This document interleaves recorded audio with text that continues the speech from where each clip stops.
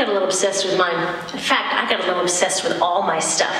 Have you ever wondered where all the stuff we buy comes from and where it goes when we throw it out? I couldn't stop wondering about that, so I looked it up. And what the textbook said is that stuff moves through a system from extraction to production to distribution to consumption to disposal. All together, it's called the materials economy. Well, I looked into it a little bit more. In fact, I spent 10 years traveling the world, tracking where our stuff comes from and where it goes. And you know what I found out? That is not the whole story. There is a lot missing from this explanation.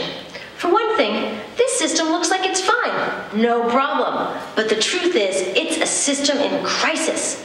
And the reason it's a system in crisis is it's a linear system and we live on a finite planet. And you cannot run a linear system on a finite planet indefinitely. So what's the message here and what's the purpose of a festival like this?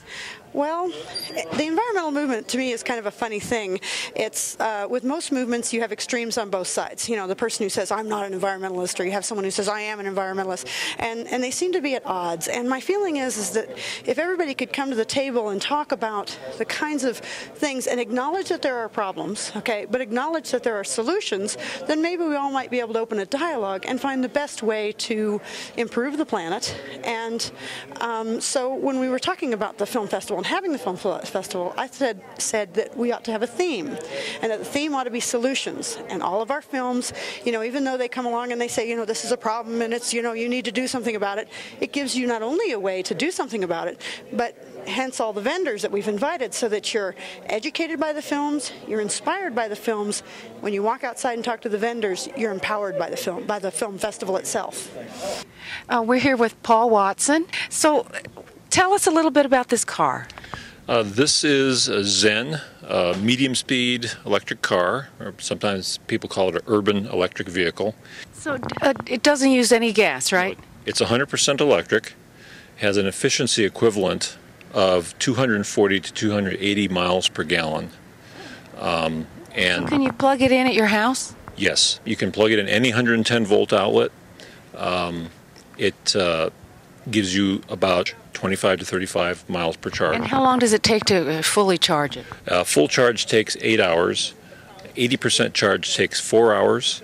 And if you need a little boost in the middle of the day, a 1-hour plug-in will get you another 10 miles. In other words, the batteries charge very fast when they're partially drained. It's just topping them off that's slow. You want to tell us a little bit about your company, EDI? Yeah, I can. EDI is a sustainability firm. We call it that because we're not just an architecture firm and not just a lead consulting firm, but we do both of those types of work. My primary purpose at EDI is lead consulting. And what is LEED? LEED is a rating system for green buildings. Up until now, it has been primarily for commercial projects, although the LEED for Homes rating system is getting off of the ground, and EDI has started to kind of branch out in that direction. What does LEED stand for? For leadership in energy and environmental design. So you're with Los Osos Honey? Yes, I am. And this is a local honey? We are located in San Acacia, so about 15 miles north of here. And you sell your honey throughout New Mexico or just locally or? Mostly at farmers markets, although we also sell in supermarkets just here in the county. Okay, so tell us, you also have bees at your home, is that where you? We have bees at our home, and then we have several bee yards across the state, as far north as Ojo Caliente, and then as far south as San Marcial. And so you travel around and care for the bees? My husband does, he's the beekeeper.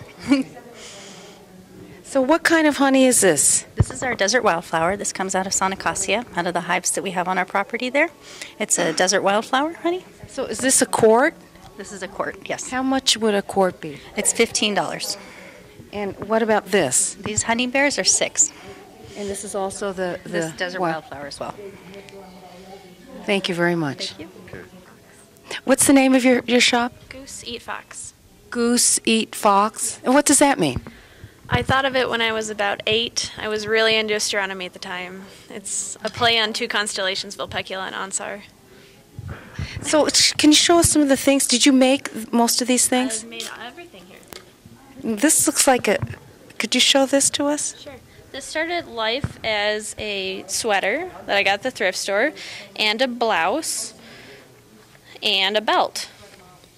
So the outside is a sweater. It's really soft and felted, and it's kind of slick and nice on the inside. And then the handle is a belt, and the button is the little fringy things that came with the belt. So all your goods are from recycled objects? that's true. Everything in your store is recycled? Mm-hmm. So where do you get your things? I love thrift stores. I love thrift stores.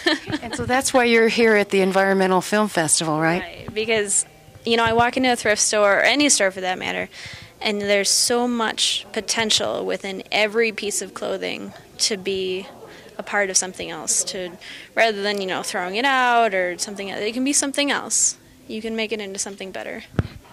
And what we're doing today is promoting energy efficiency. We're actually handing out the compact light bulbs, the CFLs, compact fluorescent light bulbs, and we also recycle them at our local co-op. I know that some co-ops do, and it's up to the individual co-op.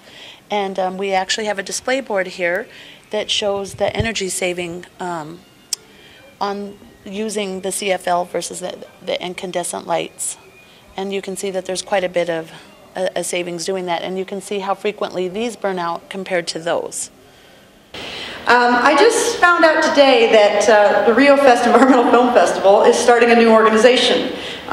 It's going to be called Friends of the Riofest, and so I encourage everybody to check out our website. We will be putting up information about that. And this is something to help us keep Riofest going, and to help people, you know, keep going throughout the year thinking about it, and seeing what other things we can do to promote it and to encourage people to come.